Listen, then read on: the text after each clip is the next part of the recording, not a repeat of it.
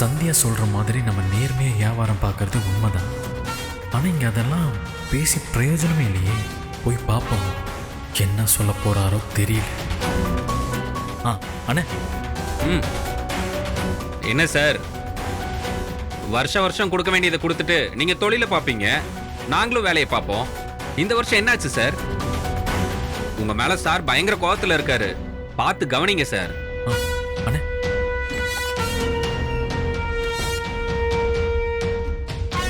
ஐயா இந்தாங்க.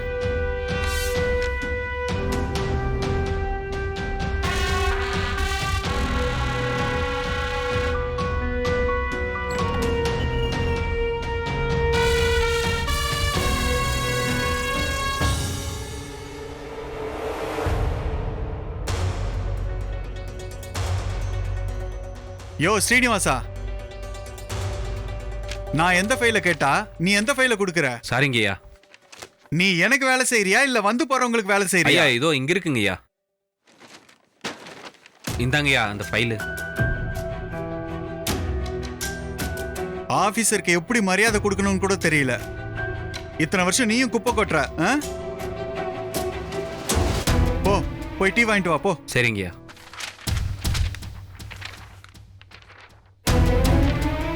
வணக்கம் சார். சார் இதை கொடுத்துட்டு போலாம் தான் வந்தேன். என்னங்க சார்? என்னது இது? ஸ்வீட்டோட சாம்பிள் சார். அப்போ நீங்க என்ன கொடுக்குறீங்களோ அதை நாங்க வாங்கிக்கணும்.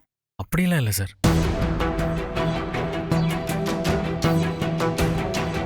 இங்க பாரு ஸ்ரீனி, யாரா இருந்தாலும் 1 மணி நேரம் கழிச்சு தான் பார்க்க முடியும்னு சொல்லு. இருக்கிறதா இருந்தா இருக்கட்டும், இல்ல போனா போட்டோம். சார் கொஞ்சம் வெளியில வெயிட் பண்ணுங்க சார். இருங்கண்ணே. சார் நான் சொல்றது கொஞ்சம் கேளுங்க சார். இப்போ கொஞ்சம் கஷ்டமான நேரம். எனக்கு கொடுத்துதான் நீ கஷ்டப்படுறியோ? அப்படிலாம் இல்லை சார். நீங்க பெரிய அதிகாரி. எங்களை மாதிரி தொழில் பண்றவங்களோட கஷ்டம் உங்களுக்கு புரியும் சொல்றேன் சார். நீ நடந்துக்கிறத பார்த்தா தொழில் நடத்த விருப்பம் இல்லாத மாதிரி தான் தெரியுது. அப்படிலாம் சொல்லாதீங்க சார். எங்க குடும்பமே அந்த கடையை வச்சு தான் சார் பொழைக்குது. கொஞ்சம் பார்த்து பண்ணுங்க சார். என்கிட்ட சட்டம் பேசுறதுக்கு முன்னாடி இதெல்லாம் தெரியலையா? இப்ப கூட நீ சாம்பிள் தானே கொண்டு வந்திருக்க? இல்ல சார். என்ன பார்த்தா எப்படி தெரியுது உனக்கு? யோ ஸ்ரீனி, உங்ககிட்ட என்ன சொன்ன? சார் கொஞ்சம் வாங்க சார், வெளியில போய் பேசிக்கலாம் சார். அண்ணா இருங்கண்ணே. சார் கொஞ்சம் வாங்க சார். வாங்க சார் ப்ளீஸ்.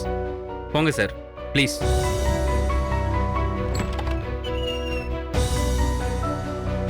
அண்ணே என்னண்ணே இவரு? என்ன சார் ஒன்னும் தெரியாத மாதிரி பண்றீங்க? இதெல்லாம் சம்பிரதாயம் தானே? அண்ணே என்னண்ணே சம்பிரதாயம்? இப்படி ஆளுக்கு ஒரு சம்பிரதாயம் வச்சுக்கிட்டு 5000 கொடு 10,000 கொடுனா நாங்க என்னண்ணே பண்றது? நாங்க நேர்மையா தானே தொழில் பண்றோம். ஏ ஸ்ரீனி, அவர் நேர்மையா இருந்துட்டு போட்டோம், அமுச்சு விடு. பாத்தீங்கல்ல, ஏதாவது பார்த்து பண்ணிட்டு போங்க.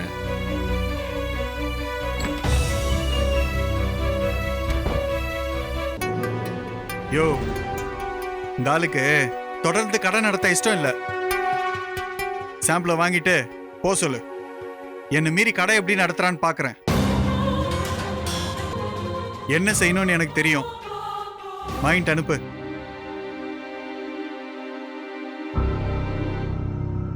கொடுங்க சார். ஈஸியா முடிக்க வேண்டியதை இப்படி சிக்கலாக்கிட்டீங்களே சார். போங்க சார்.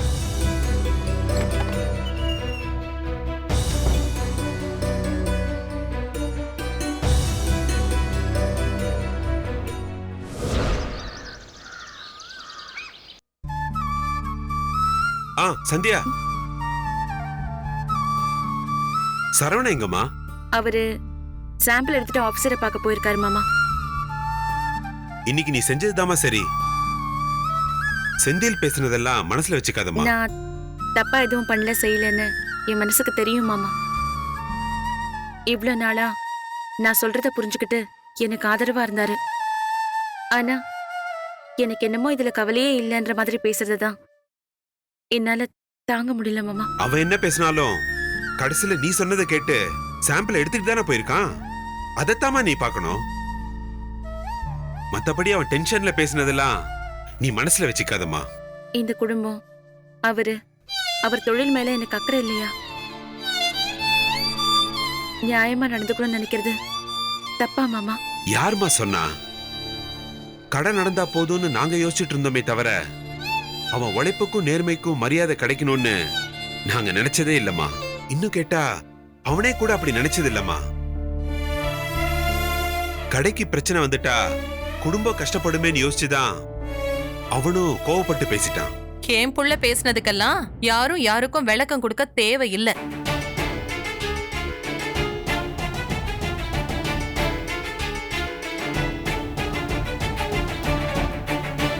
சிவகாமி, நாங்க என்ன பேசிட்டு இருக்கோம்னு தெரியாம கேட்டுட்டு தாங்க வரேன். எத்தனை வருஷமா தொழில் பண்றான், அந்த அனுபவத்துல அவனுக்கு தெரியாதா? புஸ்தகம் படிச்சா மட்டும் தெரிஞ்சிருமா? படிப்பும் அனுபவமும் ஒன்னா சேர்ந்தா எந்த காரியமும் சரியா நடக்கும் அத்தை. எங்க இவள பேச வேண்டாம்னு சொல்லுங்க. அப்புறம் நான் இன்னைக்கு காலையில சாப்பிட்ட சாப்பாடு கூட என் புள்ள உழைப்புல அவன் காசுல வந்தது. இவ பாட்டுக்கு வந்த அந்த அதிகாரிய மரியாதை இல்லாம பேசி அனுப்பிட்டா. இப்ப பாருங்க, என் புள்ள சரவணன் தான் தலை குனிஞ்சு நிக்கணும். லஞ்சம் கேட்டு வந்த ஒரு ஆளுக்கு மரியாதை கொடுக்கலன்னு கோவப்படுறீங்க. உங்க புள்ளையோட உழைப்புக்கு மரியாதை கிடைக்கலன்னு நான் வருத்தப்படுறேன். அது உங்களுக்கு புரியலையா அத்தை? கடை இருக்கிறது தான் என் புள்ளைக்கும் பொழப்புக்கும் மரியாதை. இன்னைக்கு இவ பண்ண வேலையால கடையே இல்லாம போயிடுமோன்னு அவன் எப்படி பதபதச்சான் நீங்க பாத்தீங்கல்ல? பாவம், வெளியில போயிட்டு வந்து என் புள்ள நிம்மதியா ஒரு டம்ளர் தண்ணி கூட குடிக்கல. பதறி அடிச்சு ஓடி இருக்கான். ஏன் சிவகாமி? அதான் அவன் போயிருக்கான்ல, அவன் போயிட்டு வரட்டும். வந்தப்புறம் என்ன ஏதுன்னு பாத்துக்கலாம். அதத்தாங்க நானும் சொல்றேன். அவன் கடையை காப்பாத்திக்க, தொழில் நடத்திக்க என்ன பண்ணணுமோ அதை அவன் பாத்துக்குவான். புருஷன் வீட்டுக்கு வந்தா அவனுக்கு என்ன பண்ணணுமோ அதை மட்டும் இவ செஞ்சா போதும்.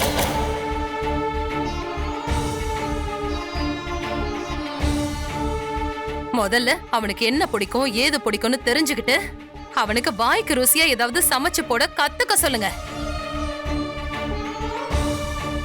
நல்ல ஒரு பொண்டாட்டியா வீட்டுக்குள்ள இருக்கிற புருஷனை பாத்துக்க முடியல, தேவையில்லாத வேலையெல்லாம் பண்ணிக்கிட்டு திரியறது.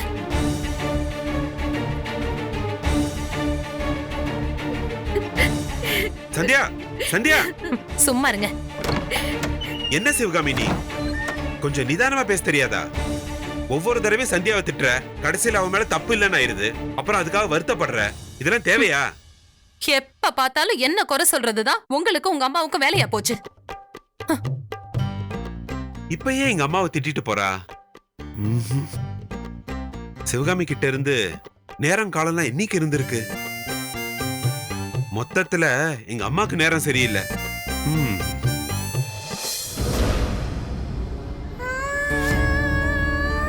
எனக்கும் இந்த வீட்டில் இருக்கிறவங்க மேலே நம்பிக்கை கொஞ்சம் கொஞ்சமாக குறைஞ்சிட்டே வருது.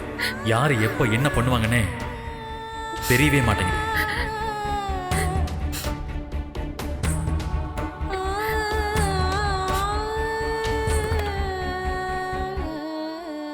அப்பா, இத்தனை பேர் இருந்தும் எனக்குன்னு யாரும் இல்லப்பா. நீங்களும் அம்மாவும் ஏன் என்ன இப்படி விட்டுட்டு போனீங்க? நான் என்ன செஞ்சாலும் எப்படி நடந்துகிட்டாலும் இங்க இருக்கிற யாருக்குமே என்ன பிடிக்க மாட்டேங்குது. அப்பா, இங்க எல்லாமே வேற மாதிரி இருக்கு. என்ன மட்டும் ஏன் இப்படி வளர்த்தீங்க? நியாயமா நடக்கிறது தான் சரின்னு சொல்லி கொடுத்து வளர்த்தீங்க. ஆனா அந்த மாதிரி நடந்துக்கிட்டா எல்லாருக்கும் கஷ்டமா இருக்கு. நான் என்ன பண்ணுவேன்? ஒருவேளை நான் பண்றதுதான் தப்பா இருக்குமோன்னு எனக்கு தோணுதுப்பா. அப்பா, நீங்களும் கவர்மெண்ட் வேலை தானே பாத்தீங்க. எப்படிப்பா இப்படி இருக்கிறவங்களுக்கு நடுவுல நீங்க மட்டும் நியாயமா இருந்தீங்க? உங்களுக்கும் இவ்வளவு கஷ்டம் வந்துச்சா? இது பொய்யான உலகம், உண்மைக்கும் நேர்மைக்கும் மரியாதை இல்லாத உலகம். இங்க எப்படி நடந்துக்கணும், எப்படி வாழணும்னு எனக்கு தெரியலப்பா. கெட்டது பண்றவங்க எல்லாரும் சந்தோஷமா இருக்கும்போது நல்லது பண்ணணும்னு நினைக்கிறேன்னா இங்க கஷ்டப்பட்டுட்டு இருக்கேன்ப்பா.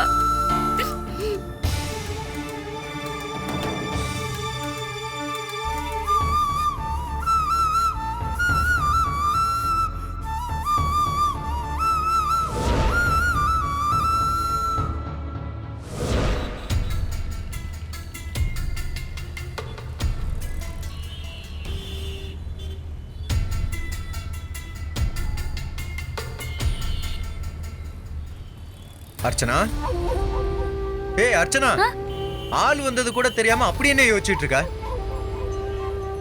நீ இப்படி இருந்தாலே தாறுமாற ஏதோ நடக்க போகுதுன்னு அர்த்தமாச்சே. பெரிய அர்த்தத்தை கண்டுபிடிச்சிட்டீங்க. ஊர் உலகத்துல அவன் பொண்டாட்டியை எப்படிலாம் தாங்குறான்னு போய் பாருங்க. இங்க மட்டும்தான் எப்ப பாரு பொண்டாட்டிய குறை சொல்லிட்டு நக்கல் பண்ணிக்கிட்டு நல்ல குடும்பத்துல வந்து மாட்டிருக்கேன். என்னதான் கிண்டல் பண்ணாலும் குறை சொன்னாலும் உனக்கு சப்போர்ட் பண்ணி தானே நான் நிக்கிறேன். உன்னால எல்லார்கிட்டயும் நானும் தானே திட்டு வாங்குறேன். மனசாட்சியே இல்லாம பேசுறிய அர்ச்சனா. அதேதோ உங்களுக்கு ஆதாயம் கிடைக்கும்னு 1-2 விஷயத்துல பேசுனீங்க, திட்டு வாங்குனீங்க. இல்லனா நீங்க எப்படிப்பட்ட ஆளுன்னு எனக்கு தெரியாதா? பொண்டாட்டிக்கு சப்போர்ட் பண்ணி நிக்கிறது எப்படின்னு உங்க அண்ணன் கிட்ட போய் டியூஷன் படிக்கணும். நீங்க சரியான பொண்டாட்டி தாசன்னு கிண்டல் பண்ணாலும் சரி, பொண்டாட்டிக்கு சப்போர்ட் பண்றேன்னு சண்டை போட்டாலும் சரி, எதுக்கும் அசராம அந்த சந்தியா பக்கமே நிப்பாரு. சந்தியா நீ அதுக்கேத்த மாதிரி நடந்துக்கிறாங்கல்ல. ஓ, அப்போ நான் அப்படி இல்லைன்னு சொல்றீங்க? இல்ல அர்ச்சனா, நீ தப்பு பண்ணிட்டு சப்போர்ட் பண்ணணும்னு சொல்ற. அவங்க பண்ணாத தப்புக்கு பழி வந்துருச்சேன்னு அவங்கள கேட்காமலே அண்ணன் சப்போர்ட் பண்றான். ரெண்டுத்துக்கும் வித்தியாசம் இருக்குல்ல. இப்ப என்ன குறை சொல்லி சண்டை போடணும்னு அவசரமா வந்தீங்களோ? நான் எங்க சண்டை போட்டேன்? என்ன யோசனைன்னு கேட்டேன். ஒழுங்கா பதில சொல்லியிருந்தீங்கன்னா இந்த பேச்செல்லாம் வந்திருக்குமா? அதுவும் சரிதான். இப்போ விஷயம் என்னன்னா, உங்க அண்ணன் எந்த விஷயத்துக்குமே சந்தியாக்கு சப்போர்ட் பண்ற மாதிரி தெரியல. சொல்ல போனா அத பத்தி தான் நான் யோசிச்சுட்டு இருந்தேன். ஆமா அர்ச்சனா, நானும் கவனிச்சேன். அவன் அப்படிதான் இருக்கான். சரி, அதுக்கு என்ன இப்போ? ஒண்ணும் இல்ல, சந்தியாவும் அவரும் சரியா பேசிக்கிற மாதிரி கூட தெரியல. 2 பேருக்குள்ள ஏதோ ஒரு பிரச்சனை ஓடுதுன்னு தெரியுது. வெளியில சப்போர்ட் பண்ணிட்டு இருந்தாரு, இப்போ நேரடியாவே சண்டை போட ஆரம்பிச்சிட்டாரு. ஒருவேளை தன்னோட தொழில் விஷயமா கடைக்கு சீல் வைக்க வந்துருவாங்களோன்னு டென்ஷன்ல எதுவும் பேசியிருப்பான்னு நினைக்கிறேன். என்னங்க நீங்க, சந்தியா சொன்னா சரியா இருக்கும்னு பூம் பூம் மாடு மாதிரி தலையாட்டிட்டு இருந்தாரு, இப்போ கோவப்பட்டு பேசுறாரு. அப்போ சந்தியா மேல இருந்த நம்பிக்கை போற அளவுக்கு ஏதோ ஒண்ணு நடந்திருக்குன்னு உங்களுக்கு புரியலையா? யோசிச்சு பாருங்களேன். ஏன் வேலைய நானே பாத்துக்கிறேன்னு சொல்றாரு. நைட்டு முழுக்க வீட்டுக்கே வராம கடையிலேயே தூங்குறாரு. என்னமோ தப்பா தோணல?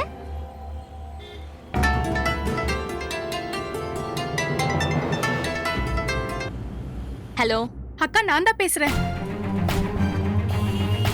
ஐயோ, இவ எதுக்கு இப்ப ஃபோன் பண்ணிருக்கா? ஹலோ அக்கா, லைன்ல இருக்கியா? சொல்லுங்க. சொல்லுங்க பா. பக்கத்துல மாமா இருக்காரா? ஆமாங்க, ஆமா. என்ன வேணும்னு சொல்லுங்க. என்னால இனிமே இந்த வீட்ல இருக்க முடியாதுக்கா. என்னங்க, என்ன புரியல, நீங்க என்ன சொல்றீங்கன்னு எனக்கு. அம்மா ரொம்ப ஓவரா தான் பண்ணுது. ஏதோ கல்யாணத்துக்கு பேசுறாங்களே, நாமளும் 4 வேலையை கத்துக்கலான்னு கத்துக்கிட்டா இப்ப எல்லா வேலையும் என் தலைமையில கட்டிட்டு அம்மா ஜாலியா இருக்காங்க. அதுக்கு எனக்கு மாப்பிள்ளை பாத்துட்டீங்கல்ல, எனக்கு தான் அவரை பிடிச்சிருக்குன்னு சொல்லிட்டேன்ல, இன்னும் ஏன் அந்த ஏற்பாடு பண்ணாம இருக்கீங்க? உனக்கு மட்டும் பிடிச்சி என்னடி செய்ய? அவன் பார்வதி பின்னால சுத்திட்டு அலைறானே. அக்கா, கேக்குதா? ஏன் எதுவுமே பதில் சொல்ல மாட்ற? அது வந்து நீங்க சொல்லுங்க, நம்ம பார்த்து செய்ய வேண்டியதை செய்வோம். எனக்கு கல்யாணம் பண்ணி வச்சு அனுப்பிடுங்கக்கா. இங்க கிடந்த என்னால வீட்டு வேலைலாம் பண்ணிட்டு இருக்க முடியாது. எல்லாரும் உங்க வேலையை பார்த்துட்டு கண்டுக்காம இருந்தீங்கன்னா நான் யாருக்கும் தெரியாம எங்கேயாச்சும் ஓடி போயிடுவேன், சொல்லிட்டேன் பாத்துக்கோ.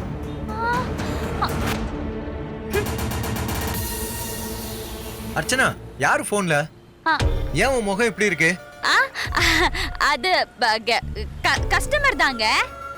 அது ஏதோ வாங்கிட்டு போன சாரியில ஏதோ பிரச்சனையா, அத கொண்டு வரேன்னு சொல்றாங்க. இவ்வளவுதானே? இதுக்கு ஏன் டென்ஷன் ஆகுற? பாத்துக்கலாம், விடு. சரிங்க. இவ பாட்டுக்கு ஓடி போயிருவேன்னு அசால்ட்டா சொல்றா. இப்ப என்ன பண்றது?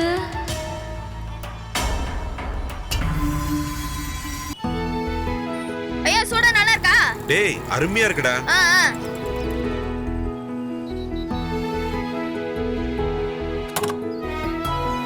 என்னப்பா நீங்க இங்க? சும்மாதான்ப்பா, உன்கிட்ட பேசிட்டு போலான்னு வந்தேன். என்னாச்சுப்பா, நீ போன விஷயம் எல்லாம் நல்லபடியா முடிஞ்சுதா? எங்கப்பா, அந்த ஆளு பயங்கர கோவமா இருக்காருப்பா. ஆ, வழக்கமா நான் போனா ரொம்ப நல்ல விதமா பேசுவாரு. சரி, ஆனா இப்ப மூஞ்சிக்கு நேரம் எரிஞ்சு விழுறாருப்பா. ஆ, ஸ்வீட்டு கொண்டு வரலையா, கவர் எடுத்துட்டு வரலையா, நீ எப்படி கடை நடத்துறேன்னு நானும் பாக்குறேன்னு ரொம்ப டென்ஷனா பேசினாருப்பா. என்ன பண்றதுன்னே தெரியல. நானும் அப்படியே திரும்பி வந்துட்டேன். வேணும்னா திரும்பவும் 2 நாள் கழிச்சு பேசி பாடுறா. கோவம் கொஞ்சம் குறையறதுக்கு வாய்ப்பு இருக்கு இல்லையா? நானும் அப்படிதான்ப்பா நினைச்சிட்டு இருக்கேன். ஒருவேளை அப்பவும் அப்படி நடந்துக்கிட்டாருன்னா கொஞ்சம் சிக்கல் தான்ப்பா. இந்த சர்டிபிகேட்டை தரலன்னா அப்புறம் தொடர்ந்து கடை நடத்துறது ரொம்ப சிரமமா போயிடும். மீறி நடத்தினா வந்து சீல் வச்சுட்டு போயிடுவாங்க. அப்புறம் அபராதம், கோர்ட்டு கேஸ்ன்னு அலையணும். பெரிய தலைவலிப்பா. அந்த அளவுக்குலாம் ஒண்ணும் ஆகாதுடா. எல்லாத்துக்கும் ஒரு வழி இருக்கும். கொஞ்சம் நிதானமா யோசிச்சு பாரு. எல்லாம் அந்த சந்தியா பண்ண வேலைப்பா. அவங்க மட்டும் வாயை மூடிக்கிட்டு இருந்தாங்கன்னா இப்ப எந்த பிரச்சனையுமே இல்லை. டேய், சந்தியாவும் நல்லது நினைச்சுதான்டா சரவணா பண்ணிருக்கா. அதனால அவளையும் ஓரளவுக்கு மேல நம்ம தப்பு சொல்ல முடியாது. வியாபாரம் பண்றதோட பிரச்சனை சந்தியாவுக்கு புரியலப்பா. இது இல்லைன்னா இன்னொரு இடம் நினைக்க இது ஒன்றும் மாச சம்பளம் வாங்குற வேலை கிடையாது. ஒரு வாரம்ப்பா, ஒரு வாரம் கடை மூடி இருந்தா இங்க இருக்கிற மொத்த கஸ்டமரும் வேற கடைக்கு போயிடுவான். அப்புறம் கொஞ்சம் கொஞ்சமா சேர்த்து வச்ச பேரும் போயிரும்பா. கோவப்படாதடா சரவணா. நீ என்ன பண்ணு, முதல்ல சந்தியா கிட்ட மனசு விட்டு பேசு, எல்லாம் சரியாயிடும். அப்பா, இத சொன்னதே அவங்க தானப்பா. என்னத்த பேச சொல்றீங்க? பேசுனா இதுதான் சட்டம், லஞ்சம் கொடுக்கறதெல்லாம் தப்புன்னு சொல்லுவாங்க. அப்ப நீ லஞ்சம் கொடுக்கறது சரின்னு சொல்ல வரியாடா? எல்லாரும் கொடுக்கறாங்கன்னு நம்மளும் கொடுத்துட்டு இருந்தோம்டா. இப்ப புதுசா சந்தியா இந்த ஒரு விஷயத்த செஞ்சிருக்கா. பாப்போம் இது எங்க போய் முடியுதுன்னு பாப்போம். நீ சந்தியா கிட்ட ஒழுங்கா பேசாம கொள்ளாம முறைச்சுக்கிட்டு இருந்தத நாங்களும் பாத்துக்கிட்டு தாண்டா இருக்கோம். உன்னை நம்பி கல்யாணம் பண்ணிட்டு வந்த பொண்ணு நீயும் இப்படி பண்ணா அவளுக்கு இனி யார் இருக்காங்கன்னு சொல்லு. அப்பாவும் இல்ல, அம்மாவும் இல்ல. அவ யார்கிட்டடா போய் சொல்லுவா? நீதான் அவளுக்கு கொஞ்சம் ஆதரவா இருக்கணும். பொண்டாட்டியோட ஆதரவும் அம்மாவோட அன்பும் இல்லாம எந்த ஆம்பளையாலையும் வாழ்க்கையில ஜெயிக்க முடியாதுடா. இத மட்டும் நீ எப்பவும் மனசுல வச்சுக்கணும்.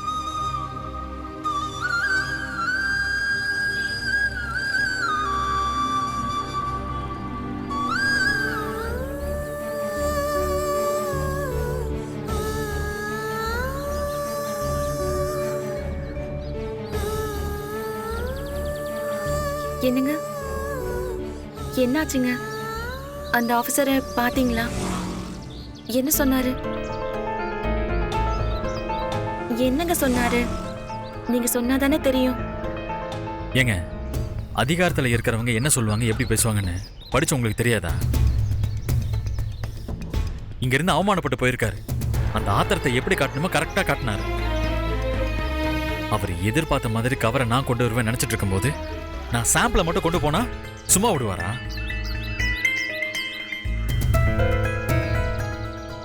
அவரு எதிர்பார்த்தது தாங்க தப்பு. நாம நியாயமா தானே நடந்துக்கிட்டோம்.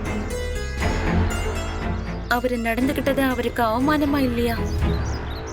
இவ்ளோ ஓப்பனா லஞ்சம் கேக்குறாரு, அது தப்புன்னு ஏன் நீங்க யாருமே சொல்ல மாட்டேங்கிறீங்க? இங்க பாருங்க, லஞ்சம் வாங்குறதோ கொடுக்கறதோ நான் சரின்னு சொல்ல வரல. நீங்க செஞ்சது ஒரு வகையில நியாயமா இருக்கலாம். ஆனா யதார்த்தம் என்னன்னு பாருங்க. கடைசியில யாரோட பிரச்சனையோ அவங்கிட்ட தானே போய் நிக்கிறோம். இங்க பாருங்க, இந்த மூஞ்சில அடிச்சிட்டு போற மாதிரி சொல்லிட்டு போறதுக்கு ஒரு நிமிஷம் ஆகாது. ஆனா தொடர்ந்து அங்க தொழில் பண்ணணும். ஏற்கனவே போட்டிக்கு 10 கடை வந்தாச்சு. எல்லாரும் எப்பன்னு காத்துக்கிட்டு இருக்காங்க. அந்த அதிகாரி ஒரு கோவத்துல வந்து இழுத்து மூடிட்டு போயிட்டான்னு வச்சுக்கோங்க. அதுக்கப்புறம் ஐயோ அம்மன் கத்தி என்ன பிரயோஜனம்? ஆனா நியாயம். ஆமாங்க, நியாயம் நம்ம பக்கம் தான் இருக்கு. ஆனா அது யாருக்கு வேணும்? ஊர்ல இருக்கிற எல்லாரும் நியாயத்தை பாக்குறது இல்ல, லாபத்தை தான் பாக்குறாங்க. எது லாபமோ அதுதான் இங்க நியாயம். அதுதான் இந்த ஊரோட விதி. அது இந்த கபடி போட்டி விளையாட போறோம். அந்த இடத்துக்கு என்ன விதிமுறையோ அதுக்கேற்ற மாதிரி தானே நம்ம ஆட முடியும்.